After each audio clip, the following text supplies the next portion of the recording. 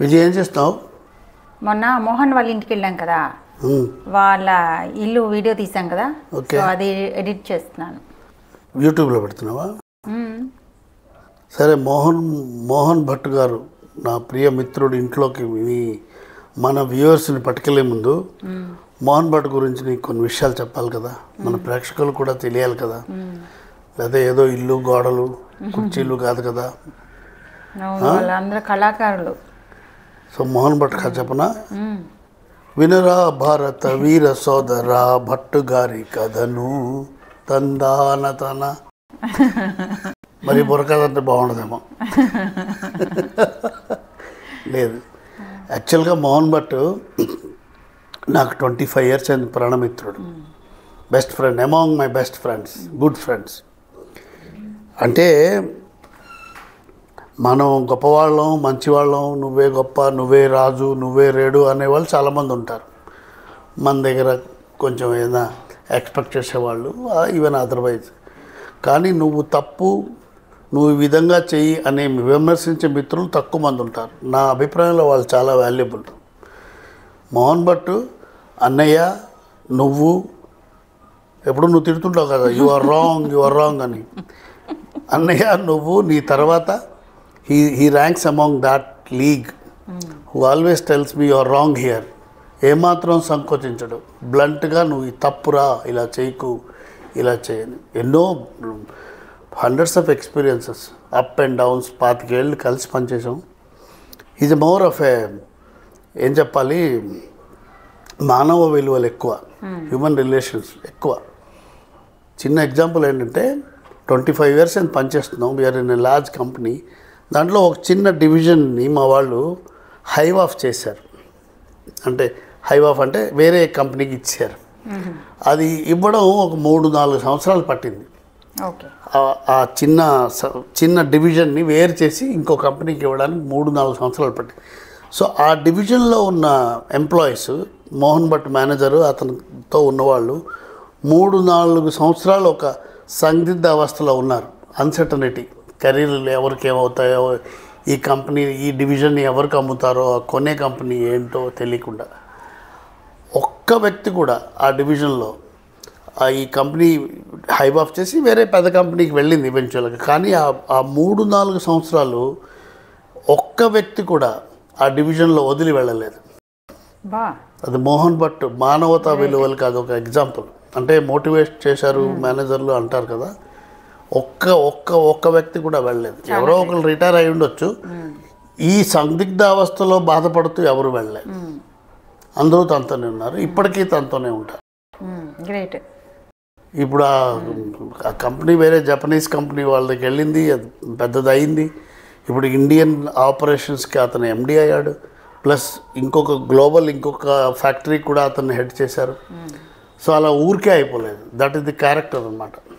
అందుకని so you are wrong అని అన్నయ్య అంటాడు, నువ్వు అంటావు, నన్ను సన్మార్గంలో పెట్టే ప్రయత్నం చేస్తావు అనుకో. Mohan Bhat is among that. మేడంటే మేడ కాదు, గూడంటే గూడు కాదు, పదిలంగా అల్లుకున్న పొదరిల్లు మాది, పొదరిల్లు మాది. ఇది భట్ గారు పాడాలి, వాడు లేడు కాబట్టి ఇక్కడ నేను వాడి కోసం పాడుతున్నాను. అది మేడ కాదు, గూడు కాదు, పెద్ద బంగ్లా, నువ్వు అలా తీసి పారేస్తావు. అంటే బంగ్లా అంటే గోడలు కాదు, అది ఎంత కష్టపడి అంచెలంచెలుగా ఎదిగి కట్టుకున్న ఇల్లు. అందుకే పదిలంగా అల్లుకున్న పొదరిల్లు మాది అని భట్ గారికి నేను వాయిస్ ఇచ్చి పాడుతున్నాను అన్నమాట. ఆ వ్యూవర్స్కి చూపించు. I don't know how much you have captured. ఆ ఇంట్లో ఆ సంస్కారం ఒట్టి పడుతుంటుంది. పిల్లలు అవుతేనేమి, ఆవిడవుతేనేమి, ఆ మోహన్ భట్ తల తమ్ముడు, తల్లి, ఇప్పటికీ చాలా సంప్రదాయాలు, కుటుంబ విలువలు అన్నీ ఏది వదులుకోడు. అంటే మనిషి ఎంతో పెద్దగా ఎత్తుకు ఎదిగాడు. ఇప్పుడు నాకన్నా గ్రో అయ్యాడు బాగా. హీ హాజ్ బికమ్ ఎండి. నేను ఎండి అవ్వలేదు, అని అయ్యాడు. అయినా కూడా గర్వం లేదు. ఈ రోజుకి వచ్చి మన ఇంట్లో తోటకూర పప్పు తింటాడు. ఈ రోజుకి నేను బయలుదేరుతుంటే ఇంట్లో చూస్తున్నావు, కొంచెం తోటకూర పప్పు తీసుకురా అంటాడు. ఈ రోజుకే హైదరాబాద్ వచ్చాడంటే నన్ను ఇంటికి పోనివ్వడు, నువ్వు ఇక్కడే ఉండు, నాతోనే ఉండు.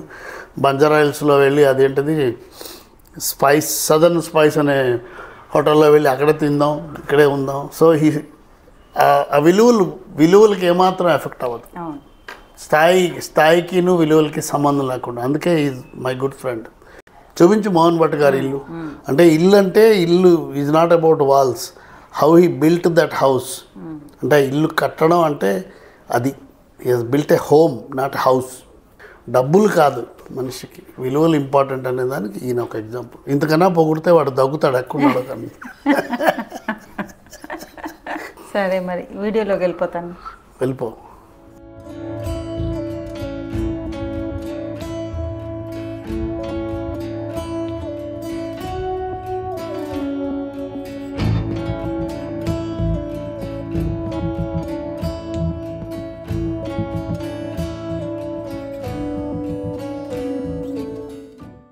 ఈ ఇంట్లో వాళ్ళ గురించి చెప్పు, ఎన్ని కళలు ఉన్నాయో చెప్పు. ఇంట్లో ఈ అమ్మాయి సైకాలజిస్ట్, ఇండస్ట్రియల్ సైకాలజిస్ట్, కళాకారులు, painter, singer, professionally manager, body engineer. What is your hobby? What are your hobbies? Photography. Your photography. Yeah. He also makes these background music. Like Wow. BGM. He Instrumental makes, or something? There's an online app. And mother is a lyricist. She is a very authentic. She makes. She writes lyrics. She is traveling. She signs raindrops, and she will make a poem on raindrops or something. Just out of the observation. Great. Kalalu. Must spend one full day here to capture the whole house and the people here. And you cook also, Sneha? yeah, I do. They cook, they clean, they work. ఈ అమ్మాయి precious jewel for Mohan. ఎంతమంది ఉన్నాయా పెళ్లి చూపులు చూసారు మీరు? 16 మందా? 16th. She's the 16th one. 15 Oh my మంది God. చూసి ఈ అమ్మాయిని సెలెక్ట్ చేశారు. 16 in what you say 20 days? 16 అమ్మాయిలను 20 రోజుల్లో చూసి ఈ అమ్మాయిని సెలెక్ట్ చేస్తారు. So properly screened. For me, he's the first one. So you must appreciate his selection, not your ability to select the right one. It was a campaign or what? Your dad took you on a campaign of singing rights. It has just happened. I don't know if it is luck or my fate or luck. So in 1 month you went. 20 days. You must have eaten a lot of laddus in every So day. many days they were 2 or 3. How do you do? What is this art? So it's basically called mandala art. Okay. Whenever I used to get stressed, I used to do paintings and drawings like this. It took me around half an hour. Oh, Yeah. She's a very professional. nice. This also took me around just 1 hour to do it with the painting and all those things. So this is how, like, when I used to see all these sceneries, I just imagine and make such paintings. And you were doing it as a school child also? Yes, I was very interested in drawing and all those things as a kid. Then when I started doing my PU and when I started doing my degree, I did not have much time to do all these things. But then when I started working and I did have, like, when I used to come back home, I used to have time to do. So that time I used to just sit and do it. You can employ this in your industrial psychiatry. Absolutely. If somebody is stressed, you can say, please Yeah, draw we this. do have color therapy and all these kind of Occupational therapies. therapies, Yeah. Nice. So, what are your lyrics? Kannada lyrics mostly, na? Yeah, it is like Bhavagite. Bhavagita. Bhakti Gita means devotional songs. Bhavagita, I understand. Yeah, and Sugama Sangeeta. Light Light music. Like if I see the Lalita Gita. In nature. Telugu we call Lalita Gita. If I see the nature, I'll be able to write, and it will not come spontaneously. It should go to my feelings, thoughts. Then only I'll be able to write. So you write, come back and Contemplate and then write. No, I'll write there. Then I'll come back and I'll sit and any grammar mistake Okay. and any negative words are there. You I'll fine-tune just them. delete it and I'll start adding the proper words. And you maintain your works in a book. Yes. How many you have written? Must be 30-40. Oh, Yeah. And I have recently done audio album. I know. That is Nanna Guru Nanna Kanasu. Okay, then It's a family event sung by my husband Mohan Bhatt, my co-sister Suma Bhatt, and my brother's wife Duty. Nannagudu, Nanna Kanasu. Nanna. మా ఇల్లు మా మనసు. Something like that. When she writes in Kannada, some of the words are so difficult for me to grasp because it's pure language, pure Kannada, right? And We are correct. I would say authentic, right? And to have that kind of depth in what she writes in that span of time, sometimes it surprises me. It just comes out so spontaneously. Beautiful. వీళ్ళందరూ ఇక్కడ మాట్లాడుతూ ఉంటే ఈ బాబు చూడండి ఏం చేస్తున్నాడా దగ్గరికి వెళ్ళి చూస్తే ఎంత చక్కగా పకోడీలు చేసేస్తున్నాడు. ఇంజనీరింగ్ చదువుతున్నాడంట కానీ ఇంట్లో అన్ని పనులు చేస్తారంట. వీడే కాదు పిల్లలిద్దరూ ఆవిడ కలిసి ఇంట్లో నీది నాది అని లేకుండా అన్నీ కలిసి చేసుకుంటారంట. సూపర్ కదా, ఈ రోజుల్లో ఎవరున్నారు ఇలాగా? వీడు పకోడీలు చేసే లోపల అలా ఇల్లంతా ఒకసారి రౌండ్ కొట్టొచ్చేసేద్దాం పదండి. ఇది ground plus 3 floors building. Ground floor మొత్తం పార్కింగే, 3 కార్లు ప్లస్ జనరేటర్. ఇంకా గ్రౌండ్ ఫ్లోర్లోనే ఒక రూమ్ కూడా ఉంది. ఇప్పటికైతే యూజ్ చేయట్లేదు, జస్ట్ స్టోర్ రూమ్ లాగా అన్ని మిస్లేనియస్ ఐటమ్స్ అన్నీ పెట్టేశారు. పైకి ఎక్కగానే చక్కగా ఎంట్రన్స్లోనే ఎదురుగా దేవుడి విగ్రహం వినాయకుడిది. ఇది మాత్రం ఎంత ప్లెజెంట్గా నాకైతే భలే నచ్చింది. ఇక్కడ రైట్కి తిరగగానే నాలాంటి వాళ్ళ కోసం లిఫ్టు, ముందుకు వెళ్తే లివింగ్ రూము. చూసారా బాబు పకోడీలు వడ్డించేస్తున్నాడు. మెట్లు కింద ఏరియాను చూడండి, చెత్తగా చేయకుండా చక్కగా డెకరేట్ చేసి చక్కగా హైలైట్ చేశారు. చిన్న షోకేస్లో రకరకాల డెకరేటివ్ పీసెస్. ఈ పైన పెయింటింగ్ చూడండి ఎంత బాగుందో, నాకైతే చాలా నచ్చింది. ఇక్కడేమో చిన్న పార్క్ థీమ్ లాగా పెట్టారన్నీ.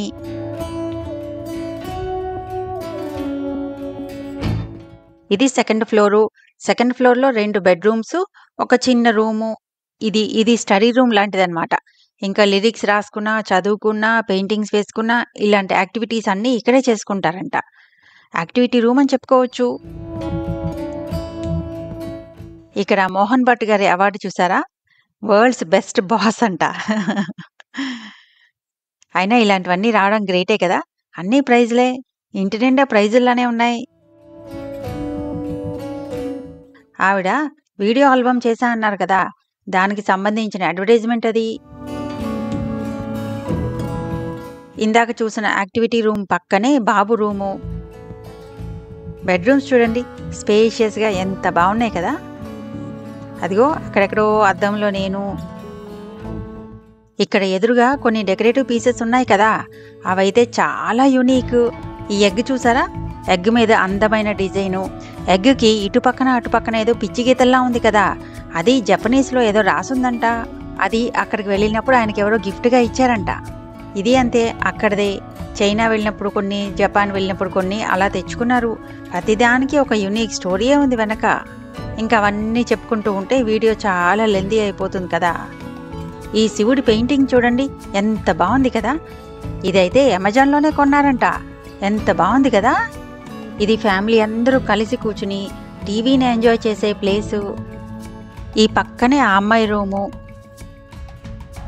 ఇది చూడగానే అర్థమైపోతుంది ఆడపిల్ల రూమ్ అని. కలర్ కబోర్డ్లు, పూలు దుప్పట్లు. కింద రాజు ఏం చేస్తున్నాడా అని చూసారా, ఆ పకోడీలు తింటాం మాత్రం ఆపలేదు, తింటూనే ఉన్నారు. కనీసం నాకు టేస్ట్ కోసం కూడా ఉంచేలా లేరు. సరే ఇంకా పైకెళ్ళి 3rd ఫ్లోర్లో చూద్దాం. ఈ కార్నర్ చూసారా, చక్కగా క్లోజ్ చేయకుండా వెంటిలేషన్కి మంచి కిటికీలు పెట్టారు. ఐడియా బాగుంది కదా. ఇంకా ఈ ప్లేస్ స్పెషాలిటీ ఏంటంటే ఎవరైనా స్వర్గాన్ని చూడాలంటే చూడొచ్చనమాట. అదిగో కనిపిస్తున్నాయా అలమారులో?